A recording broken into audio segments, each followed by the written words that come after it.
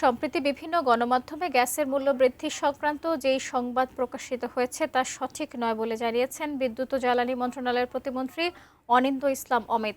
শনিবার রাতে প্রতিমন্ত্রী জানান, বর্তমানে সরকারের গ্যাসের মূল্য বৃদ্ধির কোনো পরিকল্পনা নেই। তিনি আরও বলেন, এ ধরনের ভিত্তিহীন সংবাদ সাধারণ মানুষের মধ্যে উদ্বেগ ও বিভ্রান্তি তৈরি করতে পারে। এ কারণে গ্যাসের মূল্য বৃদ্ধি সংক্রান্ত প্রকাশিত সংবাদে বিভ্রান্ত না হওয়ার জন্য তিনি সংশ্লিষ্ট সকলের প্রতি বিশেষভাবে অনুরোধ জানিয়েছেন। এদিকে বাংলাদেশ তেল, গ্যাস ও খনিজ সম্পদ কর্পোরেশন পেট্রোবাংলাও এক সংবাদ বিজ্ঞপ্তিতে গ্যাসের দাম বাড়ানোর কোনো পরিকল্পনা নেই বলে জানায়। এর আগে বিভিন্ন গণমাধ্যমে গ্যাসের মূল্য বৃদ্ধির সম্ভাবনা নিয়ে সংবাদ প্রকাশ হলে তা নিয়ে শিল্প, বাণিজ্য, আবাসিক গ্রাহকদের মধ্যে উদ্বেগ তৈরি হয়।